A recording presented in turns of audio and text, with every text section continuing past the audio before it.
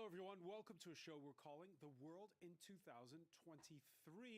That's in partnership with The Daily Beast. Daily Beast foreign editor Nico Hines is with us. How are you, sir? Very well. How's 2022 been to you? I would say it's been an awful year. His suit does not match everything right there. All right. Hello and welcome. You're starting off Enjoy. for Aisha, And independent journalist. yeah, channel. This is the credit, please, guys. So I have the credit going. All right. So Vivian Walt, Paris kind of taking it, kind of not just giving it forward, passing it forward. Channel name, gonna throw it in front of the video here. Okay. There, that's them. I'll subscribe right on camera. I didn't do that before. That's them. Go check them out. They do news. Anyways, this is just a nice talk from these guys. I enjoy it. And yeah, I'll see you later. I might play it a couple of times. You can listen, like, and subscribe to The World this week on Spotify, Apple Podcasts, and other fine streaming services. A safe pair of hands at the wheel. That's the message the Russian people were given when Vladimir Putin drove his Mercedes across the Kerch Strait Bridge on December 5th. Saboteurs had badly damaged the road and rail link between Crimea and the mainland. Putin, who, for all the casualties and sanctions, insisted just a couple of days later that it's all perfectly justified. Right now, there has been a lot of uproar about our attacks on the energy infrastructure of the neighboring country. Yes, we're doing it. But who started it? Who struck the Crimean Bridge? Who blew up the power lines from the Kursk nuclear power plant? Who isn't supplying water to Donetsk? As soon as we move and do something in response, they scream and shout to the whole universe. This will not interfere with our combat missions. Nico Hines, the Daily Beast wrote about that statement by Vladimir Putin, and the idea that this sense that perhaps, and again, this is Kremlinology, we don't really know what's going on in Moscow, that things were perhaps starting to come a little undone.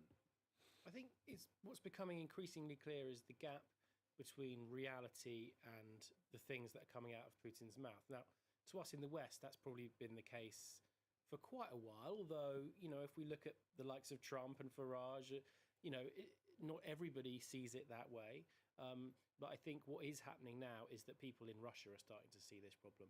Nobody in Russia buys the idea that there's no water in Donetsk because of some sort of municipal issue with Zelensky's regime. They know it's because their president has been blowing it up and attacking it. But the independent polling firm Levada says, yes, the Russian government's proving unpopular, but Vladimir Putin still has 70% approval ratings. Yeah, I think it's even high 70s.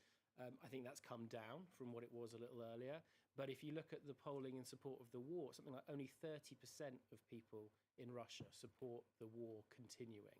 And I think that's a huge sea change. If you look at, say, 2014, when Putin went into Crimea, he took the whole people with him.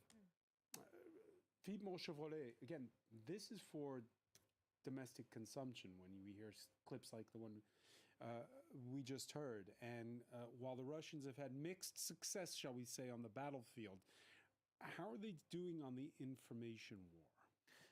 There is a tendency to be split between a minority of commentators that are less enthusiastic about the war. We see that happening. We have seen that happening for some weeks now. Before that, when the battle was not lost yet, or at least partly lost, as it is now, we had seen many commentators very enthused, very pro Putin, very aggressive. Nowadays, it's split. We see a small minority of people that are brave enough to express some doubts. It's not openly expressed. This is inside of Russia, you're saying? Inside Russian TV, yes. But a lot of those doubts are coming from his right flank, and you have to wonder, is that something that's orchestrated? Yeah, the big fear behind all that is that Putin could be replaced by even worse people. That would be the Wagner, the warlord. That would be the lord of the head of the Wagner group. Sorry, it's a paramilitary thing that was used by Putin heavily for his operations in Africa, namely. And the Wagner group could be a candidate, for replacing Putin. Why? Because they have been starting to advertise for themselves in Moscow. They bought a huge place. They are starting to gain some visibility in the Russian political scene, on the Russian political scene. So it could be worse than Putin. What could succeed Putin could be worse than Putin. Yeah, before Christmas, Vladimir Putin paid a rare visit to his top military brass and his third chief of staff since the start of the war. There's a speculation over divisions and rivalries within the ranks with the regular military, the National Guard. There's Ramzan Kadyrov's Chechen units. And as Philippe was mentioning, the head of the private mercenaries of Wagner, Yevgeny Prigozhin, reportedly seen in this video recruiting among prison inmates. Now, again, you wonder, are these divisions real, Vivian Walt, or is this kind of all driven by the Kremlin, these possible splits, or not? I mean, in terms of them recruiting prisoners, it does seem to be real, because we have actually now got intercepted communications from some of them from the battlefield, and also reports of some who have been killed on the battlefield. So it's not entirely fictitious. I think the problem for Putin, and it's been the problem since the day he invaded Ukraine, is that he no longer has his hands on the wheel, just to use that metaphor of him driving the truck. The Mercedes. He got. Oh, pardon me, Mercedes. He got yes. stick for it because people were wondering why he didn't drive a Lada instead. Right. A German vehicle. But the fact is that the moment he invaded, a lot of what happened was out of his control. And to his total surprise, actually, it was in the control a lot of the Ukrainians, the last thing he expected, probably, before he invaded. So his destiny... What do you mean by that the Ukrainians? Well, in the sense that he can, create this narrative as much as he wants, but as long as the Ukrainians are prepared to fight, and we'll have to see how this the rest of this winter plays out. It's going to be a very, very tough couple of months ahead. As long as the Ukrainians are prepared to hang in there, and as long as the West is prepared to hang in there, a lot of what's happened since February 24th has been completely against what Putin expected, and it's left him in a far weaker position, in which, the unity of NATO, the enormous amount of weaponry going in from the West, effectively strips him of a lot of the control that he thought he had. Yeah, despite the power outages, despite the cold weather, Ukrainians sticking to their line, provide us with the financing and the firepower, and we'll do the rest. Dear partners, find an opportunity to give Ukraine reliable sky protection, a reliable air defense shields. You can do it. You can give protection to our people. 100% protection from these Russian terrorist strikes. 100% захист від цих терористичних російських ударів. So there we showed a clip of Vladimir Putin addressing a domestic audience, and there the Ukrainian... These are the fucking titles that I hate. These people who come in here and to put this shit out. Will NATO provoke World War III with Russia? First of all, it's not going to be a fucking world war, right? It's not going to be a fucking world war. How can it be a world war when it's between NATO and Russia?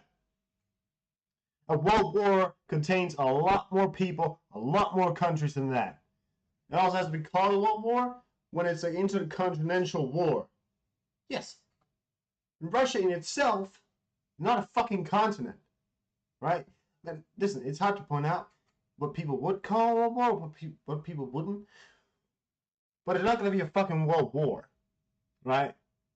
China might seize the opportunity. North Korea might. But just pointing out the obvious here, if it's just Russia fighting against NATO, it's not a world war.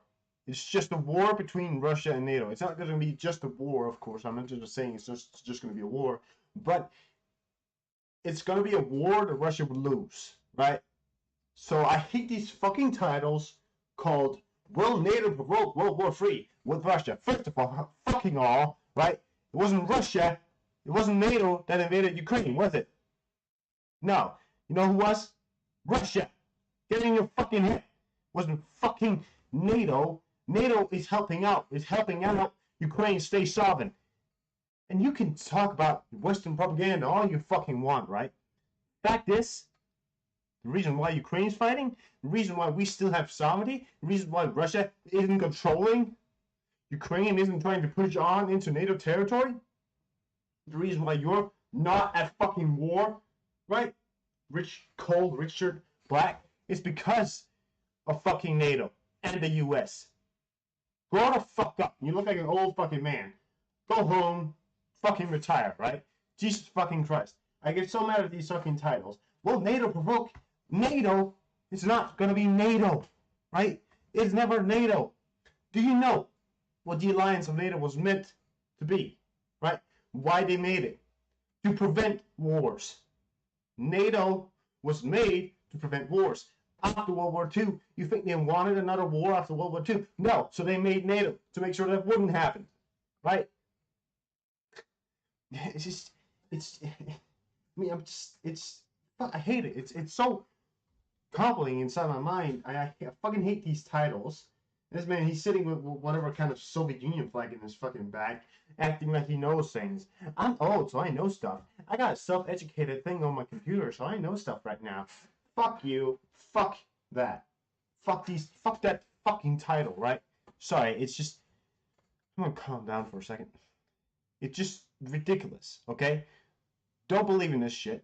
It's propaganda. It's them trying to tell you something that isn't gonna happen, that is untrue. They're trying to spin it. They're trying to make it seem as if NATO is the provoker. No, it's not NATO. It's Russia. It's always going to be Russia. It has been Russia, and it is Russia. If there's anybody who's going to cause a war, it's Russia. So don't believe in that propaganda bullshit coming from these people trying to spin it in their own fucking way. Schiller Institute. Sleepwalkers in America and Europe should wake up. Did you know that first use against everybody is the U.S. policy? Jesus fucking Christ. So this man right here is also saying sleepwalkers in America and Europe should wake up. So not in Canada. So not in South America. So not in the Middle East. So nowhere else. Nobody else should wake up. Right? You can't just say sleepwalkers in America. Right? Because America is the whole continent, right? No, this guy probably believes that America, right? He probably believes that America is the whole thing. Fucking hell. This guy right here, or whoever this institute is, Schiller Institute, is a fucking idiot, okay? He's a fucking idiot. Don't believe shit what he says. Right? If you do me a favor, if you see him, tell him to shut it. There we go. My bad. I just wanted to say that. I hate those titles. I hate those people.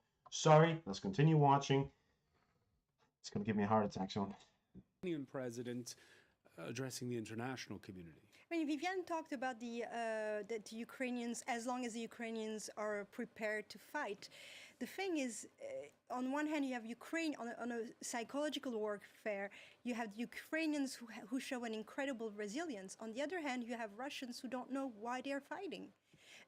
Who don't know why they're sending their wives and their sons to the war front. When you don't know what you're fighting for, actually, you already lost it in a way. That's one. Two, what he seems to be saying in the past few weeks, Mr. Putin, is that this is going to be a long-term, we would call it a war. He calls it special operation, but it's also a dirty one. In terms of not. You know what I want to do? I'm going to go watch this guy, because he probably is a smartass. Look at this. Peace on Earth or Humanity's Doom. The Case of Negotiations. All right. Let's watch this asshole. This year, the Biden administration reversed the long-standing U.S. policy that prohibited the first use of nuclear weapons. That means that now the U.S. may at any time launch a surprise nuclear attack on Russia, a nuclear Pearl Harbor, raining down hydrogen bombs on pedestrians in Moscow and St. Petersburg. Oh, yeah, because they would do that. So this man, again, is trying to make your interpretation of the West and the whole thing of the United States that the United States would obviously use nukes first to make sure that Russia wouldn't. The U.S. is not going to provoke a war with Russia. It's not that it can't. Of course it could. It could beat Russia's ass. The U.S. could beat Russia's ass any day. But they don't want to. Because obviously, war's not a funny thing. That will, of course, signal the start of World War III, triggering a nuclear holocaust that. God damn it! Well, it's again, it's not a world war. It's not a world war. You know, it's not a world war.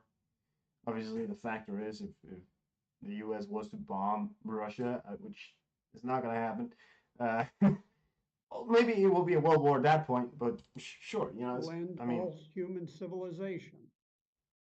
In response to this newly aggressive policy, President Putin of Russia has been forced to consider adopting a dramatic change to Russian nuclear doctrine.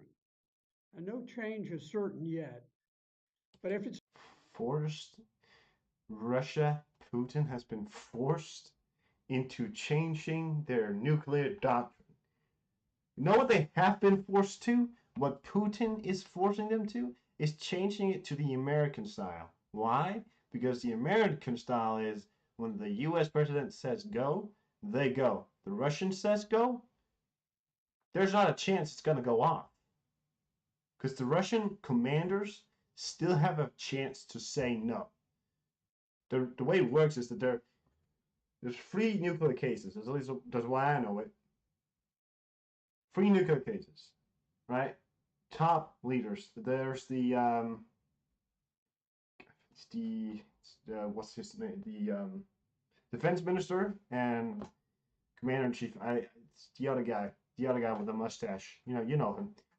Don't really know his name right now. I could probably look it up, but I'm not gonna. And Putin, of course. It's believed that only 2 of them has to be activated for it to happen. So again, yes, it could happen, but again, there's still a slight less chance of it actually happening than there is in the U.S. Because when the U.S. president says go, there's a lot bigger chance of it going off, isn't there? So he hasn't. First of all, Putin has been forced. He's made himself into a situation. He's gotten himself into a situation where he feels forced to do so. It's not the U.S. forcing them. He's gotten himself into a position where he feels he's been forced to do so. It's approved, Russia would counter Biden's radical new policy with a first strike doctrine of its own. Russia is deeply concerned because NATO has moved its nuclear weapons ever closer, encircling the Russian Federation with missiles. At the same time, the U.S. has allowed, we don't know, perhaps encouraged Ukraine to launch provocative drone strikes deep within Russia in an attempt to destroy Russia's nuclear deterrent forces. First of all, right, it's weird when people point this out, right? Because Russia is launching nukes at Ukraine, bombing their cities, but Ukrainians can't fire at Russia. I mean, what I'm saying is it doesn't make sense because when 2 countries are at a war, obviously the one country that is at war with the other country can fire just as much as on them as they are on them, right? I mean, how is it that one country cannot fire on the other country when they're at war? Why is it Ukraine cannot fire at Russia when they're at war with each other and Russia is bombing the hell out of Ukraine right now? just to point out, the factor is, yesterday alone was the biggest strike of missiles. I mean, I don't even know the number, somewhere between 70 and 100 missiles in one day, which is devastating, not to the war effort, but to the Ukrainian people who have to suffer through literally being bombed while, eating Christmas dinner, right? I mean, I know it wasn't Christmas yesterday, but, people might still be holding some Christmas dinner. Just pointing that out to the factor is, this man is saying that Russia can fire as much as it wants on Ukraine, but Ukraine can't fire on Russia and even try to stop its nuclear capability, which would be smart to do so that it couldn't fire nuclear weapons. It's impossible to stop it because there's a lot of them, but it's possible to take out a lot of the airfields, crippling the ability to make mass launches. It's pointed that out, right? Well, mass launchers, that's not really how you say it. I feel like the way you say it is making it harder, at least. Making it sort of feel like the Russians feel unsafe even being at home, which is what you want, right? That's what you want. Let's move on. Russia is a nuclear superpower with 6,000 nuclear warheads. 1,588 of them are ready for immediate launch at any time. A robust second strike capability would survive any American surprise attack on Russia. That second strike, any American surprise attack on Russia. Okay. That second strike capability could rain down hydrogen warheads that would destroy New York City, Washington, D.C., the Pentagon, and hundreds of other targets across America.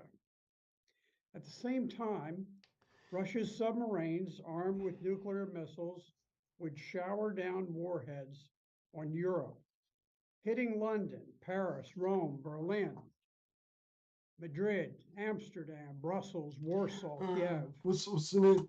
What's the name of that country again? I don't remember. Oh yeah, Berlin. Oh yeah.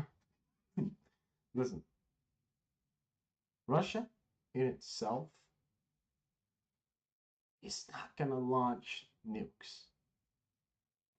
It will be a devastating mistake. In true honesty, Russia's nukes compared to the US nukes, it doesn't even compare. The destruction of the Russian nukes, sure, that destruction is there. Of course, destruction is a thing. Of course there's the capability of it. And I'm not gonna sit here and say that Russia couldn't fire off anything. Of course Russia could. Of course Russia could fire off nuclear missiles and hit Ukraine. That could happen. And again, it could happen. But seeing how things are going, it's a lot more likely that Russia would try and consolidate some kind of win and try and make that seem as a win, other than trying to rain down nukes on Ukraine. First of all, the chances, then the soldiers having to move through these radioactive fields. I mean, they're told, they have to be trained for it. I don't believe they even have the capability to train them for it. So I don't, obviously Russia also wants something to take over. The thing is, Russia wants a country, a buffer zone. If that buffer zone is just a nuclear wasteland, there's not going to be anybody to fight for Russia. Just Ukraine was supposed to be a buffer line fighting for Russia if an apparent attack from NATO was to happen. And so the buffer zone would just be a nuclear wasteland and just destroying, the nation inside. That wouldn't contribute to Russia's. I mean, Russia would probably win, right? I mean, but what would they win? Gain a small piece of land well, sorry, not a small piece of land, obviously. Ukraine is massive, biggest country in Europe. Well, sorry, wait. Well, the third biggest country in Europe. I think that's what it is. It's not, or is it the biggest? Constantly. Part of Russia is still in Europe, so I guess Russia is still the biggest. So I guess, anyways, pointing that out, yeah, it's just why blow up something you're trying to take over and make a buffer zone out of? That's yeah. Stockholm, Oslo, Helsinki, and Bucharest all would be incinerated, I got them all blasted to ruins, and swept by massive clouds of radioactive particles that would rain down on smaller Japan. America's first use nuclear doctrine may spell the end of mankind. Come on. Now, the ongoing battle for Bakhmut in Ukraine has gradually become a disaster for the Ukrainian army. As Russia has successfully embarked on quadrupling its armed forces by early next year, Ukraine's own army is withering. Their troops are being thrown by the thousands into a cauldron of death. Sorry, so she said something wrong there. You said Ukrainians. It must be a mistake by him. Obviously, he meant Russia, right? He meant Russians. He said Ukrainians, but he's an old guy. He probably meant Russians, right? That's what he meant, right? I mean, it's not like the Russians are being thrown into a war they can't win and literally being cannon fodder. I mean, no, it's. Oh, you meant Ukrainians. Oh, well, that's just submitted. That just submits your stupidness and your propaganda bullshit. I mean, seriously, what does this guy think? Why? How does this benefit him? He must have some crazy followers believing this shit, right? I mean, obviously, what he's describing is not the idea, is not the situation on the ground. The situation is, it's the other way around.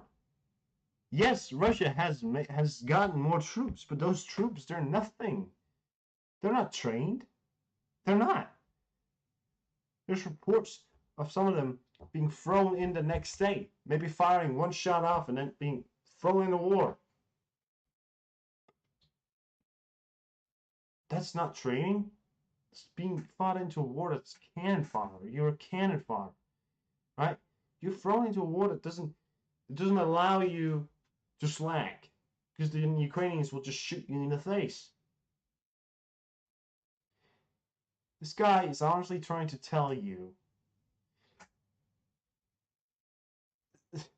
This guy is trying to tell you that that's the situation for the Ukrainians. It's the other way around. It's the Russians that are being thrown into the thousands and dying. Right now, it's the Wagner Group alongside some Russians, alongside some, I think it's the Donetsk region separatists, Russian followers, whatever. Alongside those are the guys being thrown in and killed inside Bakhmut. Ukraine is resisting, and is successfully resisting. What's going on right now is that the Ukrainians holding the line. Behind them, there's an assault group getting ready. There's a whole assault group getting ready. Tactically, they're probably going to be pushing in. I don't know if it's going to be the winter or they're going to wait, but there is a assault group being readied up right now to be able to push in to Bakhmut and completely push the Wagner Group of the Russians, the Wagner Group basically being the modern day SS group, out of Bakhmut, and that's it. That's what's going to happen right now. The Russian is not gathering an assault group behind them. The only ones gathering a bigger force behind them, getting ready to push back the Russians, are the Ukrainians, and you can look this up. Yeah. in Bakhmut, and they do not seem to have any solution to the problem. Russia is winning in Bakhmut, Ukraine is losing in Bakhmut, and this proves or indicates that it is becoming a major strategic battle within the war. Now, even General Mark Milley, the chairman of the Joint Chiefs of Staff, admitted that Ukraine is unlikely to make further advances against Russia's forces. Ursula von der Leyen, president of the EU Commission, just revealed that the Ukrainian army has lost 100,000 men killed in battle so far this year. see, you did it again. You you said Ukrainians. He must have fucked up his word again. It's not Ukrainians, motherfucker. It's Russians you're reading from. This man right here, right? He's reading the precise words of the EU commissioners and all the leaders, right? Those are the words. But you know what kind of words he's switching out? You know the words he's switching out? He's switching out Ukraine and Russia. It's not a joke. You can look them up and you can find exactly what they said. And that is the crazy thing about this. That's what's going to make people believe in it, because when they look it up, they can actually see these guys saying it. But when they look it up, they're going to be saying Russian, right?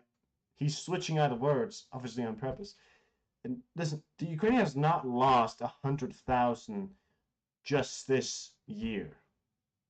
Okay? This has not happened. You know who has lost 100,000? And above that, a lot more actually, close to maybe 200,000 just this year? Russia. That is the reality of it. The number is growing, the number is going to continue to grow. The Ukrainians, their losses, although may be significant, is not near 100,000. I do not believe they're near 100,000 yet. In total, perhaps, I'm not sure. The exact numbers of death from the Ukrainians are not released. I don't believe so. And there's an obvious reason to this, and it's the reason of the sort of morale of the troops, of course, and the morale of everybody. And that's fine. The Russian estimates is released. Obviously, the Russians say otherwise, but the intelligence coming from Ukraine, which, believe it or not, is above 100,000, maybe 150,000, maybe more. It's crazy that this guy's trying to. And although she equivocated There's people later who can believe this. under pressure from Ukraine, from President Zelensky, there are published soldiers' obituaries that have been tallied up, and they back up the original 100,000 figure. The Ukrainian death toll is utterly shocking. An entire generation of Ukrainian men is dying in battle today. Ukraine's population is simply too small to reconstitute its army. The war is lost. And after its army collapses, what then?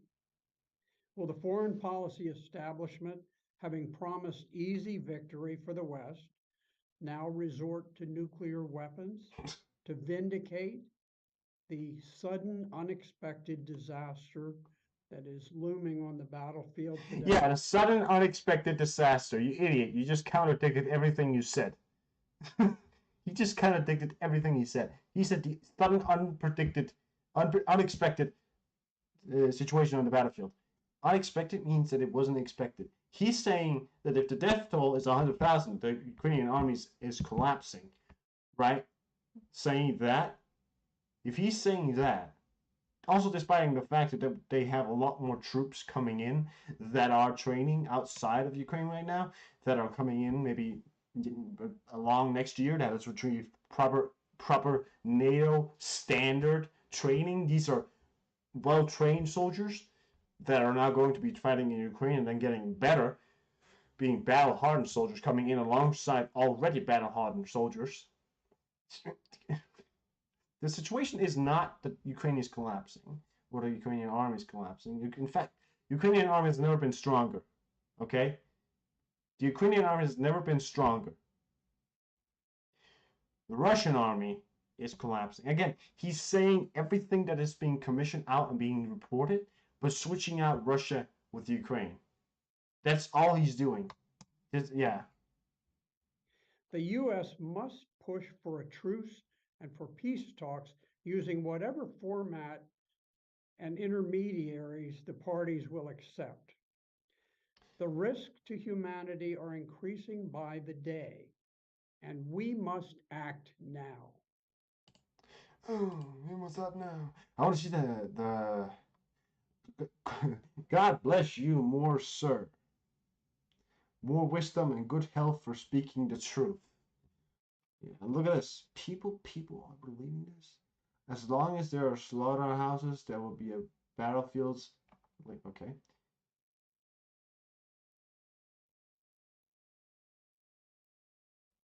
Peace-loving people around the world should unite to stop the nuclear catastrophe. So I am Danish. My English can't suck. Before things get worse, since the UN is very silent. Word of wisdom. God bless him.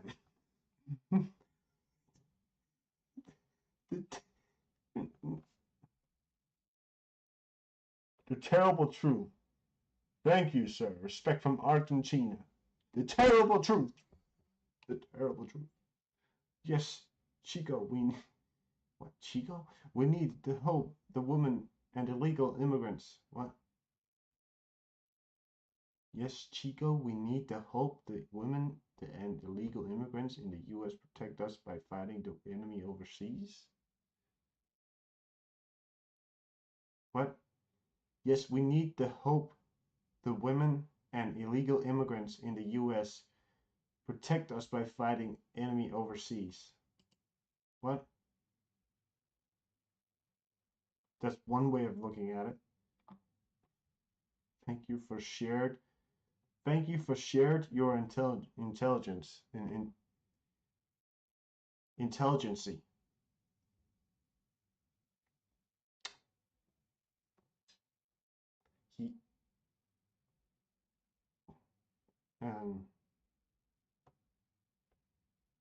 I'm shocked by the absence of peace efforts. The colonel must be as well. The colonel, I think that's colonel, right? What? The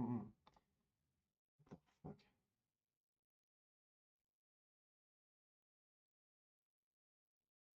What? Why doesn't anyone talk about who started the conflict? It was way back in 2008 and 2014 that Ukraine started their discrimination against Russian-speaking Orthodox citizens, and the U.S. NATO expansion and the EU supported Ukrainian in conflict. Ukrainian supported its conflict. Okay. Nazism with the Bandera, okay, have brought death and destruction to citizens who lived there for generations. So, okay.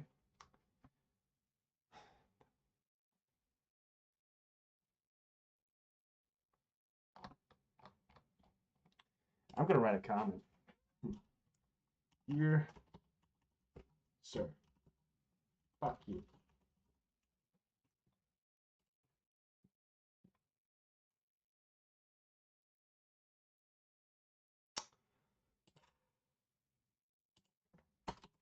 F you. That's a great comment. Dear sir, F you. I think that's a great comment. Lovely. All right, let's go back. Let's go back to what we were watching. The great Ye has been doing interviews recently. That's not me. That's not the video I was watching. What video was I watching? Hold up. Was I watching something else? No, I don't want to watch. Oh, no. Seems the video has now gone lost for me. Okay. Brexit, what went wrong? Putin is done. That's true.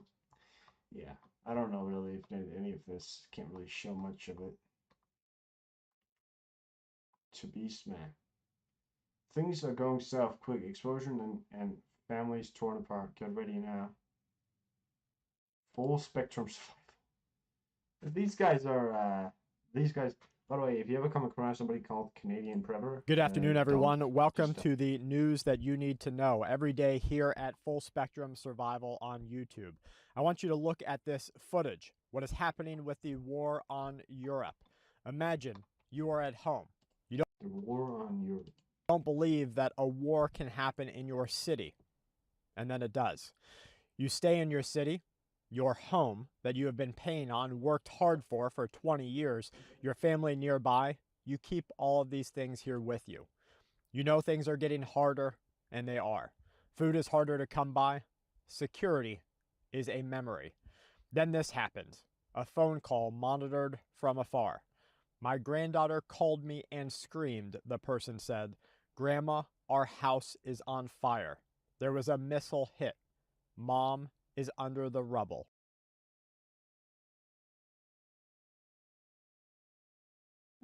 It works so much better when I turn the mic on. 10 biggest explosions was caught on camera. Now this guy's amazing. Oversimplified. He's just amazing. That is this guy. Great guy. Whatever video. What drunk Russians in Moscow think about Putin.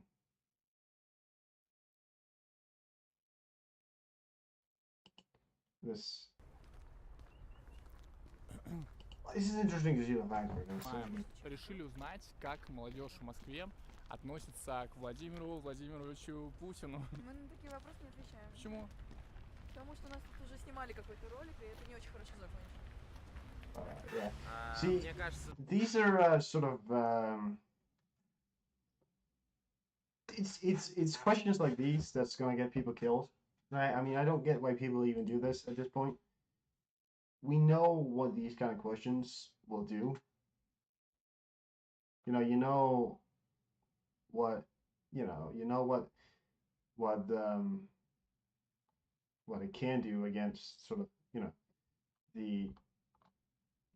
know what it can do, right? You know what it can do against these people, So this guy says, I think his policy isn't really correct. I don't really agree with it. Я с ней не совсем согласен. Быть не согласным с политикой. This guy's trying to have his face in me. I think it's the right of every citizen to disagree with politics of officials. Государственного деятеля, я думаю, это право каждого гражданина. Хорошо относимся. We feel good about him. He's a good president. А почему еще не на спецоперации? Что? Почему еще не на спецоперации? Ну вот если бы закончили, поехали. Look at that. Look at that. That's the new McDonald's. That is the new McDonald's right there. Это вопрос надо обдумать потом. Ну а зачем? Зачем вот вам туда ехать? Мир посмотреть. На спецоперации? Там же умереть можно. See, that's the funny part about the Russians and this sort of controlling of media and everything, right?